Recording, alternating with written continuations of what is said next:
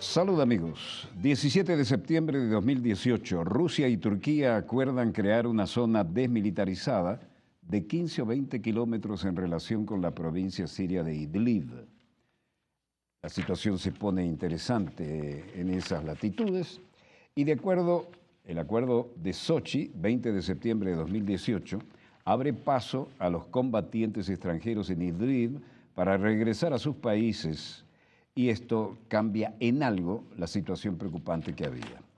El 25 de septiembre de 2018, ante los ataques con morteros lanzados por grupos terroristas, las autoridades sirias cerraron provisionalmente el cruce humanitario en la localidad de Abu al-Duhur, en la provincia mencionada.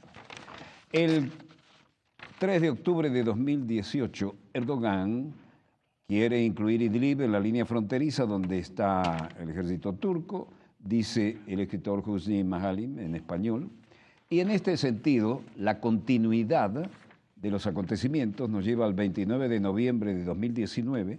Siria denuncia incumplimiento de Turquía del pacto sobre Idlib. Continuamos en esta recorrida histórica. El 25 de diciembre de 2019, el ejército turco trasladó 100 terroristas desde la provincia de Al-Azaka a Idlib para frenar el avance de Siria. 3 de febrero de 2020, el patrullaje conjunto ruso-turco se cancela por ataque en Idlib contra militares turcos. El Centro Ruso para la Reconciliación en Siria aclaró que los militares turcos realizaron traslados en la noche del 2 al 3 de febrero en la zona de distensión de Idlib sin avisar a la parte rusa y se vieron bajo el fuego de las tropas del gobierno sirio que habían abierto contra terroristas en el este de Zarakiv. 6 de febrero de 2020, Rusia informa de la muerte de especialistas militares rusos y turcos en Idlib. En las últimas 2 semanas, especialistas militares rusos y turcos fallecieron en ataques terroristas en la zona de distensión de Idlib en Siria, informó el Ministerio de Relaciones Exteriores. El 8 de febrero de 2020, Israel sabía el horario del vuelo Teherán-Damasco, por lo que ajustó sus ataques de forma que la defensa aérea siria lo derribara accidentalmente, dice Rusia. 8 de febrero de 2020. Las unidades del ejército sirio avanzan dentro de la provincia de Idlib, al noroeste, recuperando cada vez más las áreas que estaban en manos de los terroristas. En este sentido, el 9 de febrero de 2020, el Estado Mayor del Ejército Sirio ha anunciado la liberación de una superficie de 600 kilómetros cuadrados en las provincias porteñas. Y en Idlib, el 10 de febrero de 2020, sigue la escalada de violencias entre fuerzas turcas y sirias. El 12 de febrero de 2020, Rusia responsabiliza a Turquía del aumento de tensiones en Idlib, Khalil y Ashawi, y el deterioro de la situación de Idlib se debe al incumplimiento por Turquía de sus compromisos, declaró el portavoz de la Cancillería rusa. El 10 de febrero de 2020, la Fuerza Aérea de Rusia interceptó un caza F-16 de Turquía en las fronteras norteñas de Siria y le impide entrar al espacio aéreo del país árabe. El 11 de febrero de 2020, los rebeldes apoyados por Turquía derriban un helicóptero militar del ejército sirio en la provincia de Idlib, al noreste. Y el 11 de febrero de 2020, el ejército de Siria denuncia la ilegal llegada de tropas turcas a Idlib y asegura que está listo para responder a las agresiones de las fuerzas turcas de ocupación. 11 de febrero de 2020, Siria vuelve a expresar su rechazo a la presencia turca en su territorio e insiste en la salida de los invasores que no podrán salvar a los terroristas. El 12 de febrero de 2020, la ofensiva de Siria contra los terroristas en el noroeste del suelo deja más de 545 muertos en realidad, entre las filas extremistas con los últimos. Y el 12 de febrero de 2020, el presidente de Turquía, Recep Tayyip Erdogan, amenaza con atacar los objetivos del gobierno sirio en todo el país y que se hará por cualquier medio necesario, por aire o por tierra. 12 de febrero de 2020, ante la amenaza de Turquía, Rusia y Siria defienden la ofensiva en Idlib, aclaran que la ofensiva del ejército sirio en las provincias noroccidentales responde a las provocaciones de los terroristas. 13 de febrero de 2020, según última información de varias fuentes de la región de Idlib, 12 de febrero fueron neutralizadas 55 elementos del régimen sirio, señaló ante una nota de prensa publicada. 13 de febrero de 2020, las unidades del ejército continúan sus avances antiterroristas y logran hacerse con el control de nuevas aldeas en las provincias norteñas de Alepo. 13 de febrero de 2020, Rusia dice que la presencia de las fuerzas turcas en Idlib está agravando la correcta marcha de la ofensiva antiterrorista del ejército de Siria. Y el 13 de febrero también de 2020, Rusia defiende el derecho soberano, dice textualmente, de Siria a combatir el terrorismo en la provincia noroccidental de Idlib en medio del conflicto creado por Turquía. Se llega entonces al 14 de febrero de 2020, el ejército sirio se apodera de posiciones en 7 kilómetros del puesto del control de Bab al-Habwa, ubicando Idlib cerca de la frontera con Turquía. Y el 14 de febrero de 2020, el ejército sirio libera por completo la autopista internacional Alepo-Damasco. 14 de febrero también de 2020, el Ministerio de Defensa de Rusia rechazó los informes de Turquía de que supuestamente 63 soldados sirios murieron en la zona de distensión de Idlib y calificaron tales declaraciones de irresponsables. 14 de febrero de 2020, el embajador de Rusia en Turquía denuncia las amenazas de muerte que ha recibido en las redes sociales por la ofensiva antiterrorista del ejército sirio en Idlib. Y en la ONU, el mismo día, alertan sobre la situación humanitaria en Idlib. Más de 800.000 personas han sido desplazadas conforme se intensifican los combates. 800.000 personas. Amenazan de muerte al embajador ruso en Turquía por la ofensiva siria. Y esto, como se ve, plantea una situación creciente en expectativas. Su Excelencia Jalil Bitar, embajador de la República Árabe Siria en la República Bolivariana de Venezuela. Quiero hacerle una pregunta porque lo tenemos aquí en el estudio. Muy bienvenido, excelentísimo. Y supongo que Muy decir As-salamu alaykum no está fuera de lugar. Muchas gracias por recibirme en su programa. Me siento muy honrado de que haya aceptado la invitación, sobre todo en unos momentos tan delicados por lo que acabamos de leer en un somero raconto, ¿no? Mucho más difícil estar en un teatro de operaciones. ¿Sí? Y tengo aquí una cosa que quisiera consultar con usted. ¿Cuál es su apreciación sobre estos lamentables hechos y sobre la lucha de su país por conseguir la paz y recuperar la plena soberanía en la Armada República Árabe Siria? Bueno, querido profe, en primer lugar quiero mencionar que hoy día el pueblo sirio está festejando su victoria por volver a abrir la autopista entre Damasco y Alepo. Es un gran logro por la parte de nuestro ejército árabe sirio. En segundo lugar, como lo mencionó en su presentación, la verdad, desde el 17 de septiembre de 2018, la parte turca, como garante de zonas de baja tensión y con su compromiso de separar los grupos terroristas fanáticos de los otros, como los llaman ellos, los opositores armados moderados, que no han podido cumplir con su promesa o no quisieron cumplir con este compromiso y fracasaron o quisieron fracasar. ¿Por qué? Porque con la derrota de los grupos terroristas últimamente bajo los golpes del ejército sirio, el régimen del presidente Erdogan intervino directamente como actor principal en la ausencia de los otros actores mercenarios que estaban luchando por él. Bueno, es la decisión del gobierno de la República Árabe Siria en liberar todo el territorio sirio hasta el último centímetro de los grupos terroristas y de la existencia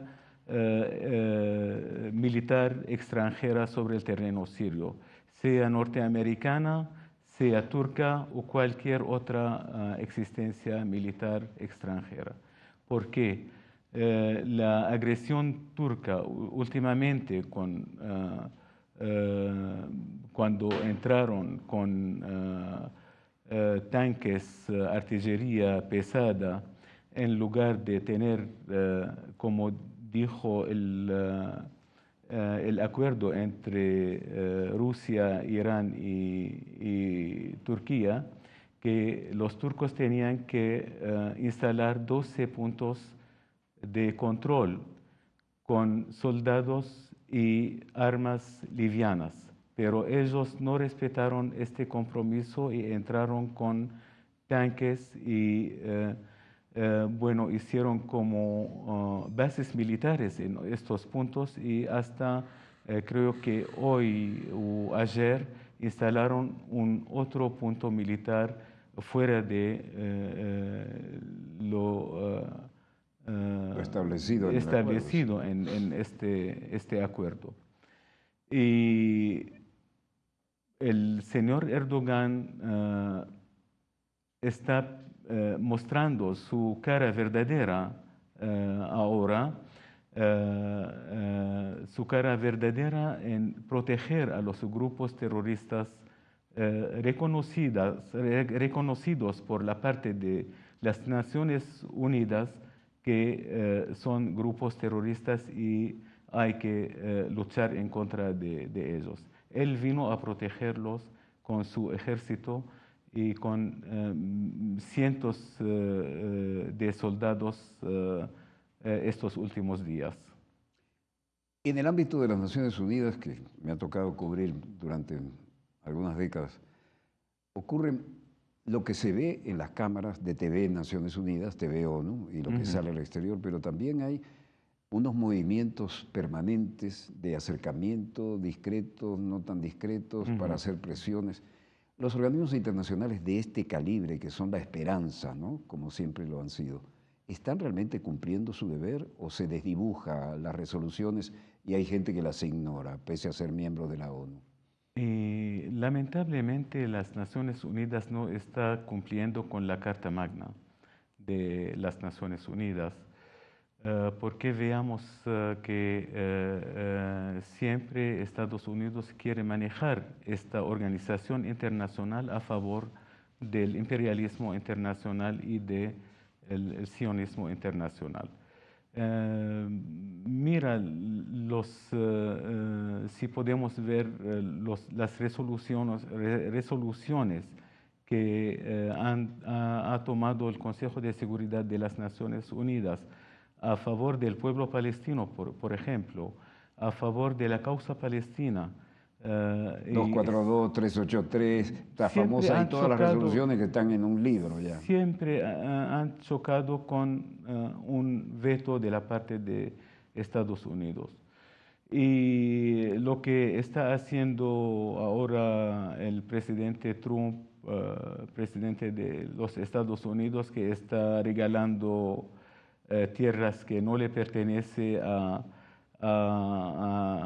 gente que no lo merece y que no es suyo, como declaró el año pasado o antepasado a Jerusalén como capital del Estado de Israel, o como también dio la autorización para Israel para que domine al Golán sirio ocupado últimamente.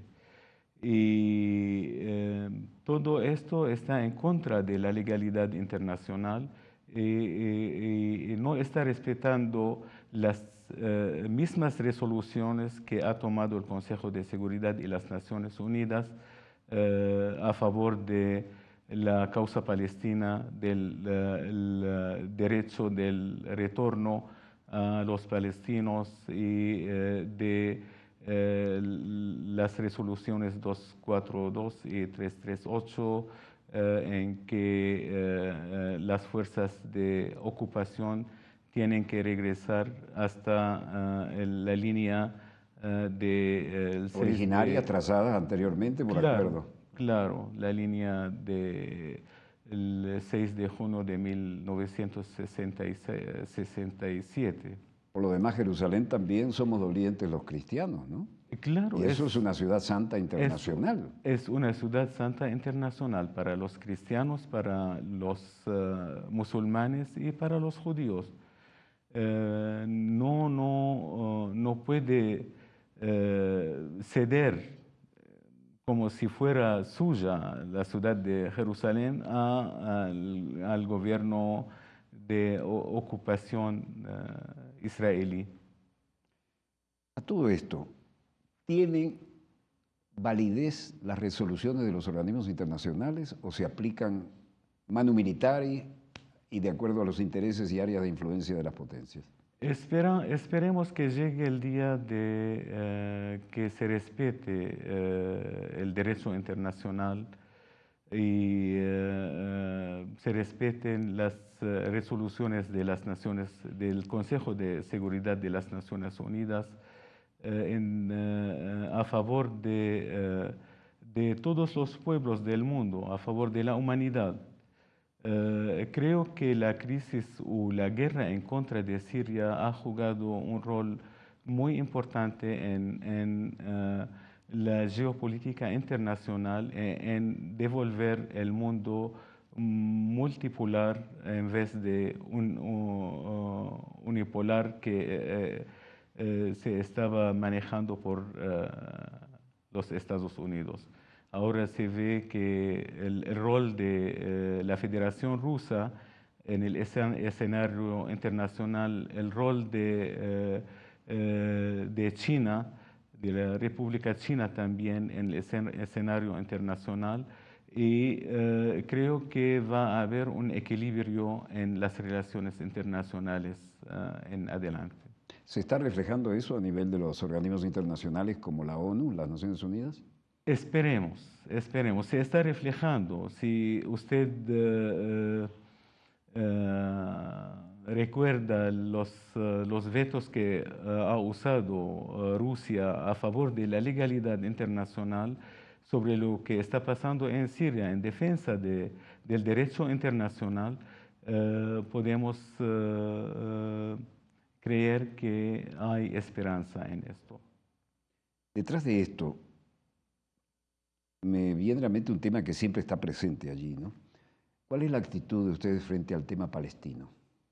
El tema palestino, profe, la causa palestina es la brújula para nosotros, la brújula de la política exterior siria. La verdad, todo lo que está pasando en la zona es por la ocupación de Israel a los territorios árabes en Palestina y en Siria. Y ahora está volviendo el gobierno de Israel sobre el tema del acuerdo entre Israel y Jordania en Wadi Araba, que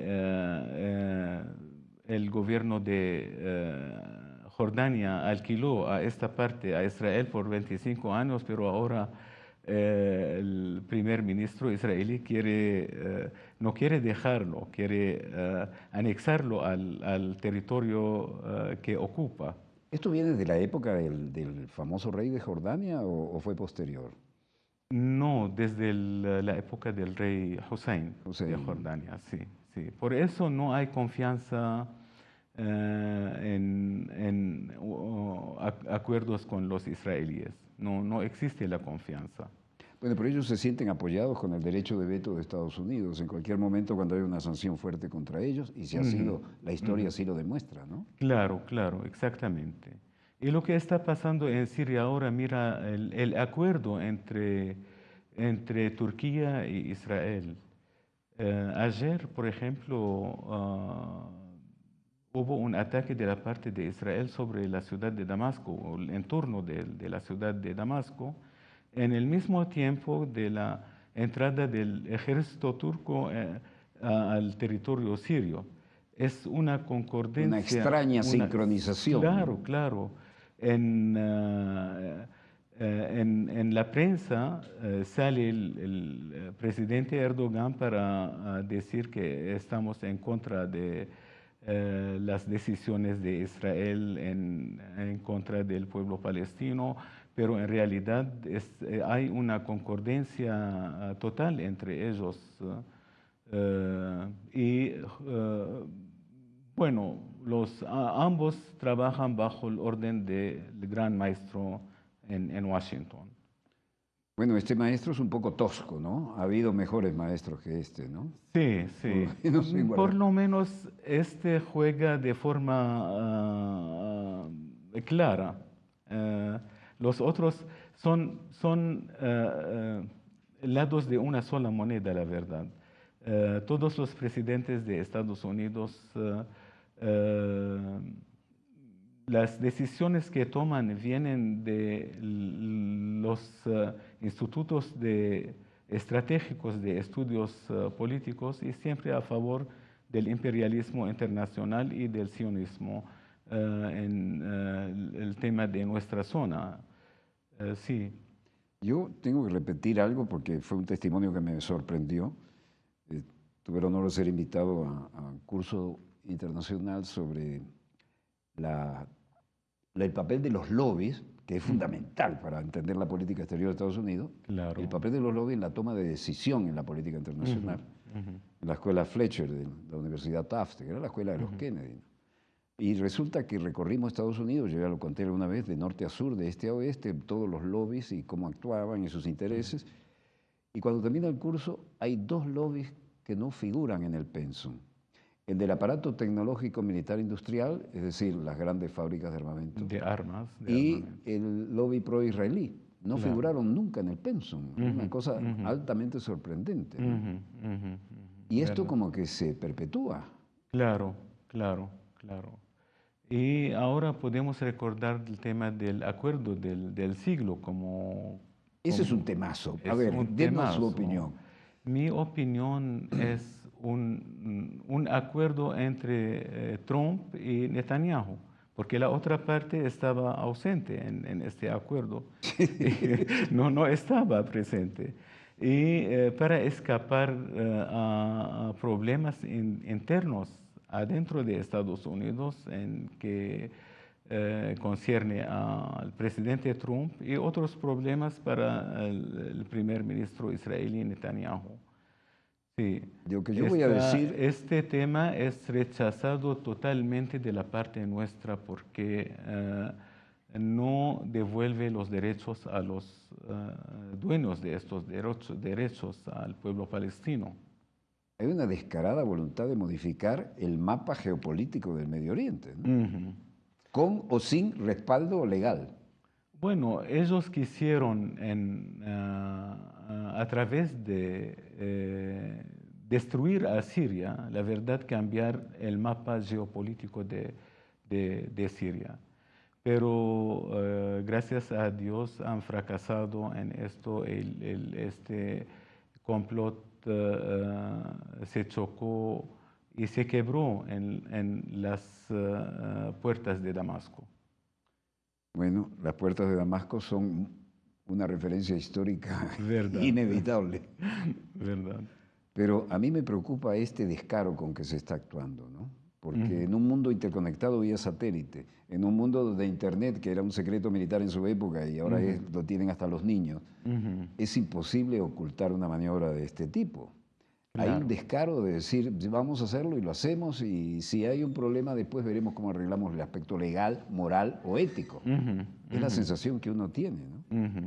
Porque si las Naciones Unidas tienen una función sagrada para mantener la paz en el planeta, que es la casa de todos, no se puede permitir que los lobbies manejen a su angustia, para angustia de los pueblos y a su gusto, lo que se está pasando. El tema son los intereses. ¿Cuáles diría usted que son los principales intereses en juego? Los principales intereses en este juego son, en nuestra zona y en todo el mundo, el petróleo para los Estados Unidos y hasta los europeos. Yo me acuerdo en una reunión en la casa del monseñor, el embajador del Vaticano. Estuve con unos embajadores europeos y tocamos el tema de Libia. Cómo destruyeron a Libia y lo dejaron así. Es insólito eso. Sí. Yo conocí la Libia del coronel Gaddafi. Sí, y me respondió uno de los embajadores, no voy a nombrar ahora, que su intervención era para proteger el petróleo y asegurarlo para el mundo. Pero ¿qué derecho tienen ellos para proteger y cuidar el petróleo para el mundo? Si el petróleo es del pueblo libio, él es el dueño de este petróleo y él tiene que manejar su riqueza natural, como si ahora también los intereses del imperialismo internacional en Venezuela también. Bueno, a nosotros no nos perdonarán nunca que fuimos los padres de la OPEP. Claro, claro. Bueno. Ellos todo lo que quieren de Venezuela es el petróleo. Bueno, yo quiero agradecerle su presencia y tenemos que hacer un corte. No dejo de reiterar la invitación cuando usted tenga las cosas interesantes de su gobierno y de su opinión, que somos abiertos como somos abiertos a todas las opiniones en este programa.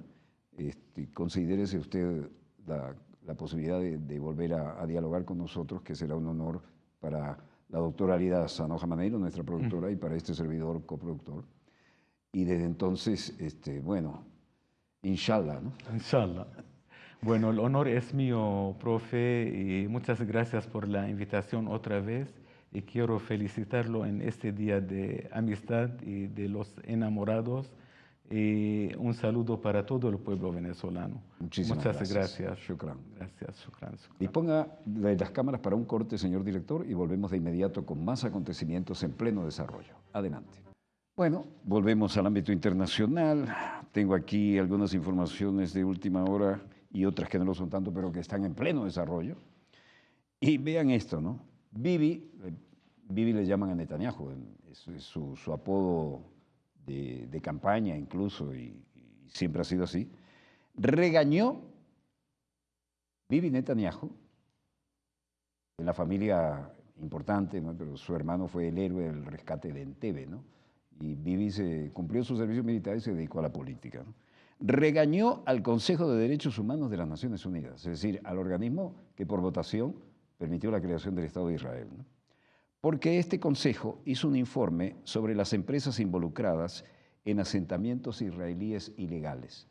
Bueno, Israel, eso lo comprobé yo estando en Naciones Unidas, pero esto lo sabe todo el mundo, estamos en un mundo interconectado vía satélite, se ríe y se pasa a la torera las resoluciones de la ONU que le afecten, sobre todo porque siempre cuenta con el veto a favor de los Estados Unidos, que es automático, ¿no? Bueno, las empresas involucradas en asentamientos israelíes ilegales, ¿no? También tienen su peso, tienen su lobby interno. Entonces, señor director, vamos a ilustrar esto con los acontecimientos en pleno desarrollo. Adelante. Bibi Netanyahu, el hombre que es noticia.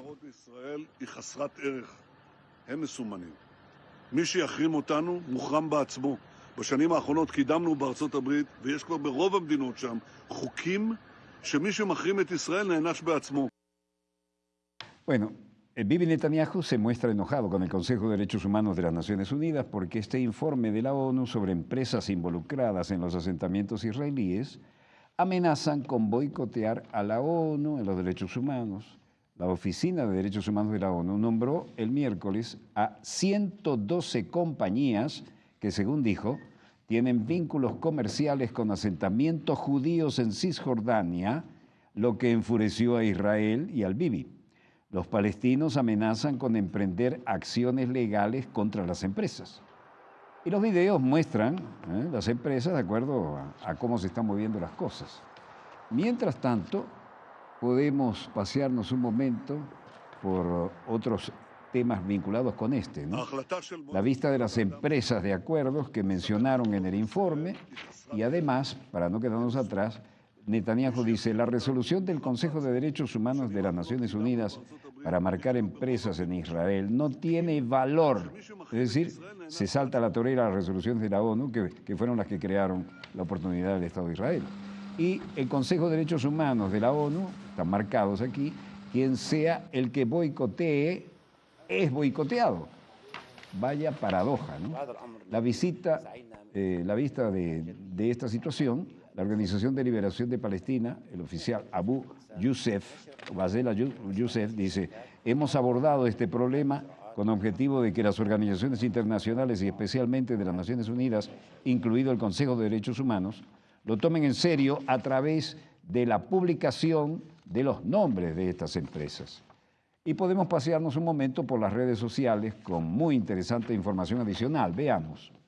Code Pink, la ONU, publicó una lista de 102 empresas, incluidas Airbnb, Booking.com, que tienen vínculos con asentamientos ilegales israelíes. Code Pink ha estado instalado en los sitios de viajes y a anular la lista de alquileres en tierras ocupadas ilegalmente durante años.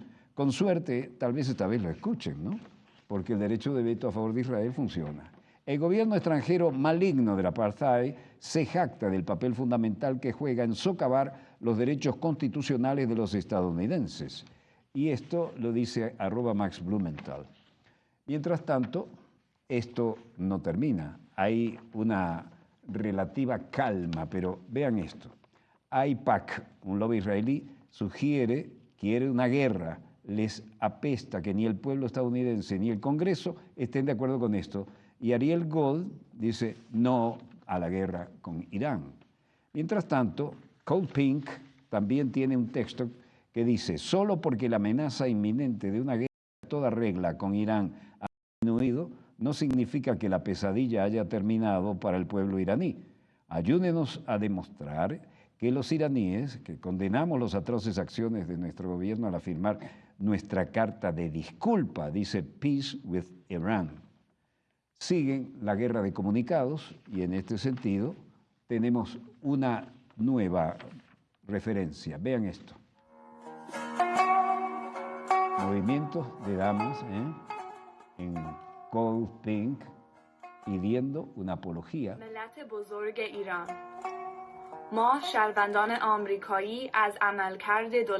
Nosotros, el pueblo estadounidense, estamos horrorizados con el gobierno que provoca estas guerras. Y en ese sentido hay una declaración contundente.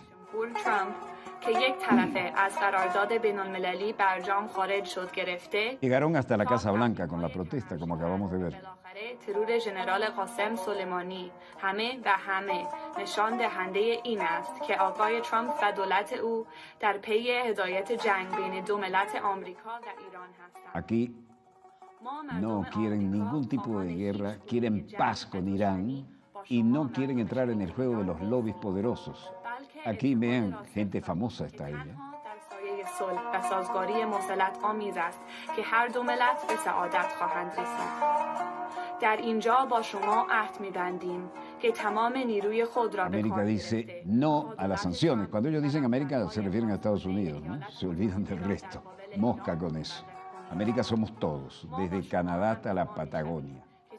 Y las Malvinas también. Bueno, lo digo porque estuve allí.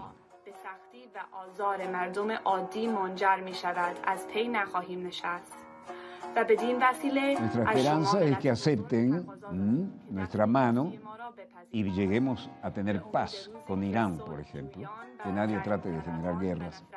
Y en Medio Oriente tiene que haber paz, tiene que haber un acuerdo y esto hay que ser sincero al respecto para que funcione. ¿Cómo se ve? Peace, paz con Irak, y el código rosa también se suma a esto. Bueno, el hecho es que aquí Is Mustafa dice, trabajé en Nowthis para asegurar poderosas voces palestinas dentro de Palestina, como se muestra en varias direcciones de Twitter, de no somos solo un número. Interrumpí el silenciamiento de nuestras voces gracias a Sarah Haider y logró que esto fuera posible. Y Now This News, 12 de febrero, dice: Donald Trump ni se molestó en preguntarle a los palestinos sobre el plan de Trump con Israel. Por eso nosotros sí lo hicimos y tenemos la respuesta de ellos. Mira, el Bibi Netanyahu, como de costumbre, tratando de figurar. El pueblo afuera y los outsiders, dice, están de alguna manera bloqueados, ¿no? ¿Por qué ahora esto? Now this. Esto es una urgencia de la gente que se ve involucrada y que va a ir a morir en las guerras por los intereses. Como dijo una vez un joven en la Universidad Hebrea de Jerusalén, mientras yo participaba en un evento: ustedes los viejos hacen la guerra y nosotros los jóvenes somos los que vamos a morir por ustedes. Así que estoy de acuerdo con lo que está declarando el señor de Venezuela. El señor era este servidor, ¿no? En la Universidad Hebrea, en un evento internacional. Bueno, aquí están los mapas modificados, ¿no? Ese verdecito era todo. Ahora es lo que queda y lo demás es de Israel, violando toda resolución. Trump y Netanyahu, ¿no? Una gran coalición, ¿no? Porque Trump quería llegar como fuera a la presidencia y tenía que agarrarse de un lobby tan poderoso como el lobby israelí, que sí lo es y es muy profesional.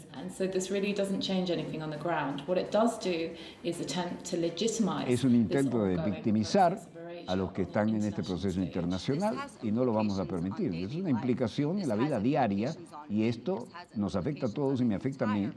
Y es una implicación a todo el pueblo palestino que está sufriendo estas injusticias.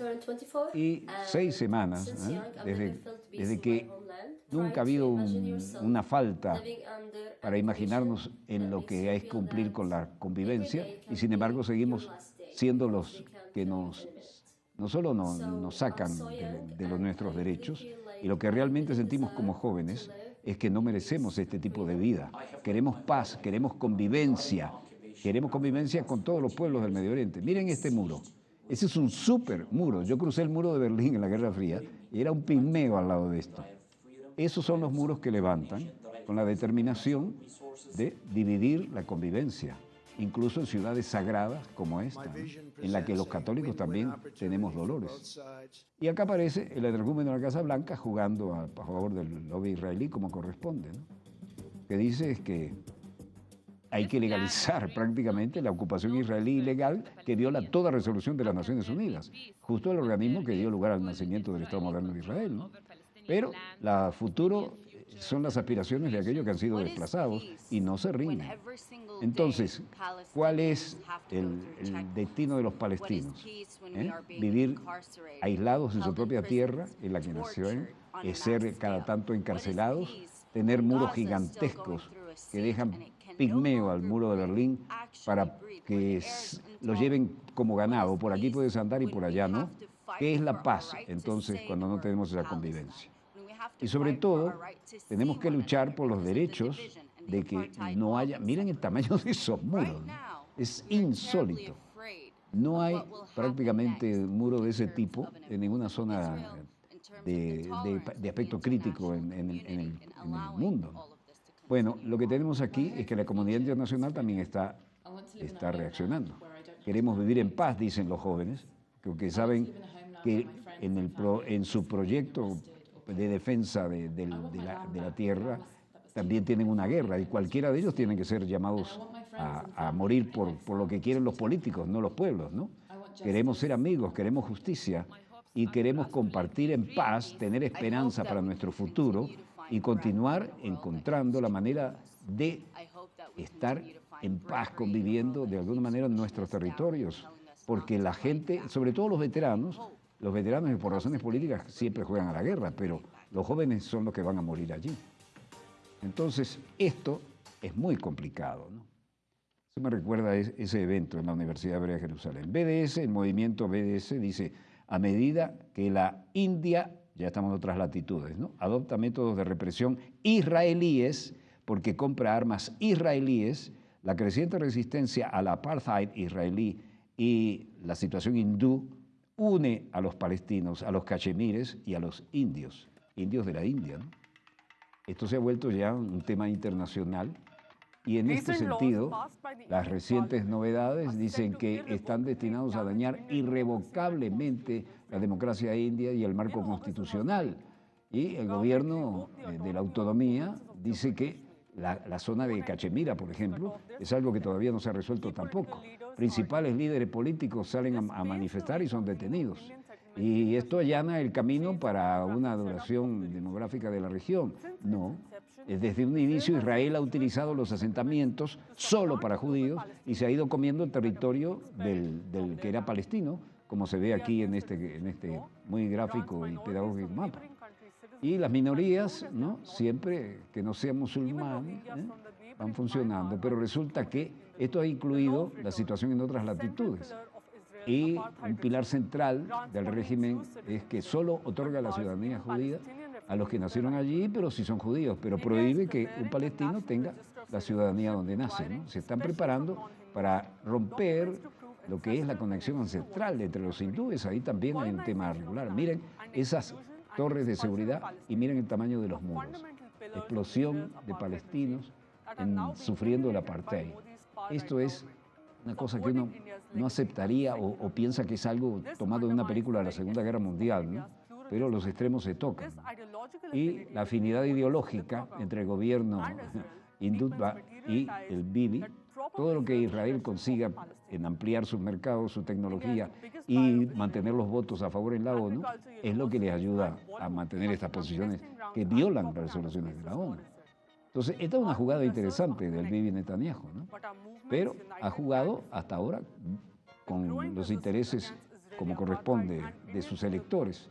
Y los palestinos y los kashmiris y los indios no tienen necesariamente, están unidos por la libertad, la justicia y la igualdad, y también tienen algo que decir en este sentido, ¿no? En suma, Trump también, siguiendo estas cosas, dice que admite públicamente que retiene a Global Entry entre los neoyorquinos como rehenes a cambio de abandonar las demandas contra él y el comportamiento de infracción a la ley de su familia. Esto es corrupción, es ilegal y es autoritario. Hope Collins Murkowski está orgulloso de su voto, dice, pero el resultado es que Alexandria Ocasio-Cortez, quien es la que lo pone esto en la pantalla, tiene otra información y dicen Adam Schiff. Le recordamos como el demócrata de la Cámara de Representantes del Congreso, fiscal contra Donald Trump en el impeachment en el Senado.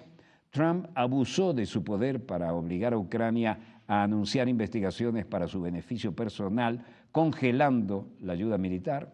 Ahora está usando sus poderes para obligar a los estados a detener las investigaciones sobre él y sus negocios, y el propósito corrupto, diferente, pero es el mismo presidente corrupto el que está actuando de esta manera. Como se ve, no hay nada que nos permita aburrirnos. El Tigre, Zárate 1000, comprobado la droga del submarino colombiano con los cargamentos de 100 millones de euros atrapado en Galicia, es propiedad del cartel, oigan bien, Uribe, cuando no, Sinaloa. Ahora, ¿qué dice la canalla mediática? La droga del submarino colombiano con cargamento de 100 millones de euros atrapado en Galicia. Narcosubmarino colombiano, probablemente del narcorrégimen Duque, fue capturado en España. La dictadura criminal de Duque es una amenaza para el hemisferio, dice el Tigre, que está cubriendo lo del tremendo chasco submarino lleno de droga. El de 20 metros de eslora que se capturó el domingo había llegado desde Latinoamérica. Los buceadores de la Guardia Civil consiguieron reflotarlo el lunes y este martes en el puerto ha vuelto a hundirse, por lo que continúan los trabajos para llevarlo a tierra. Marta Fontán, periodista del Faro de Vigo, nos cuenta que siempre ha habido sospechas en Galicia de que la cocaína llegaba en submarino.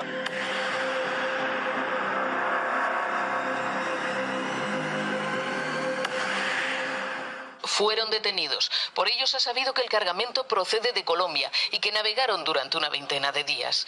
El tercer hombre que iba a bordo, un español, sigue huido. La investigación se centra ahora en saber a quién iba dirigida la droga.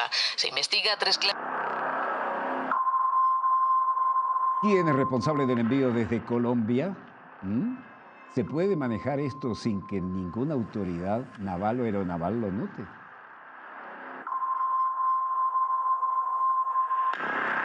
¿Cómo cargaron la droga? Tuvo que ser en un puerto. ¿En cuánto está valorado esto? en 100 millones de euros. Eso es lo que las autoridades españolas han sacado del vientre del narco submarino apresado el pasado fin de semana en Galicia. Es la primera vez que es capturado en Europa un narco submarino como este, con capacidad para llevar 20.000 litros de combustible, lo que le permitió cruzar el Atlántico. No se descarta incluso que el narco submarino haya podido salir desde la selva colombiana. Que es la posible llegada a las costas europeas de sumergibles de esta entidad. El temporal impidió...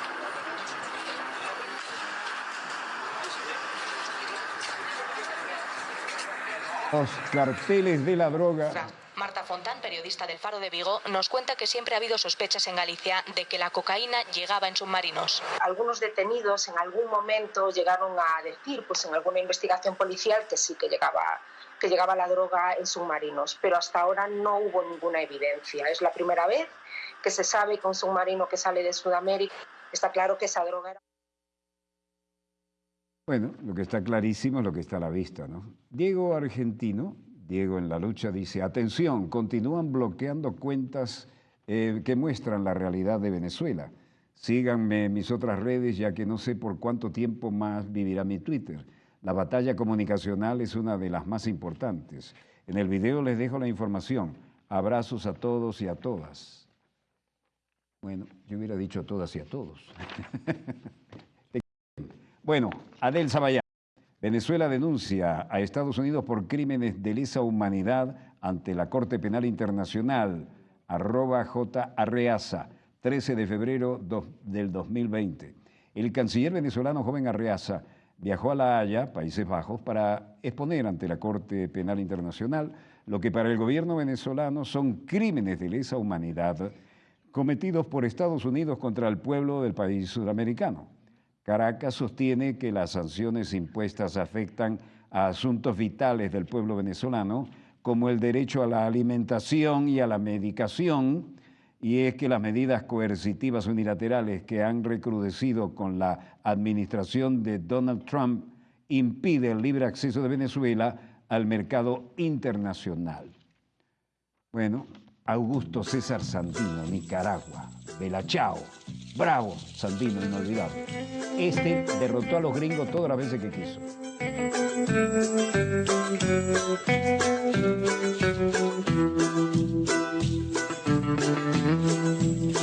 Esta mañana me he levantado. Oh, bella ciao, bella ciao, bella ciao, ciao, ciao. Esta mañana me he levantado y he descubierto al invasor. Oh, partigiano, me voy contigo. Oh, bella ciao, bella ciao, bella ciao, ciao, ciao, partigiano. Esta versión de Bella Ciao, ilustrada por el artista Manu Chao, y nos hacemos solidarios con su mensaje. Y si yo caigo en la guerrilla, oh, bella ciao, bella ciao, bella ciao, ciao, ciao. Si yo caigo en la guerrilla, te dejaré mi fusil. Cava una fosa en la montaña. Oh, bella ciao, bella ciao, bella ciao. Cava una fosa en la montaña a la sombra de una flor. Así la gente cuando la vea, oh, bella ciao, bella ciao, bella ciao, ciao, ciao. Así la gente cuando la vea gritará revolución. Esta es la historia de un guerrillero. Oh, bella ciao, bella ciao, bella ciao, ciao, ciao. Es la historia de un guerrillero muerto por la libertad. questo è il fiore del partigiano. Oh bella ciao, bella ciao, bella ciao, ciao, ciao. Questo è il fiore del partigiano morto per la libertà.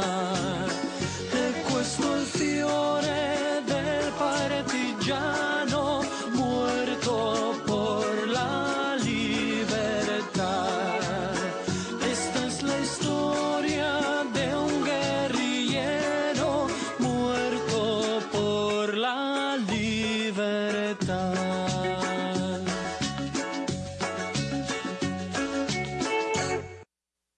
Emocionante raconto, me provoca lo de siempre. Equipo a mi voz, ¿cómo quedó eso? ¿Cómo? Muy bien. Disponga usted de las cámaras, señor director.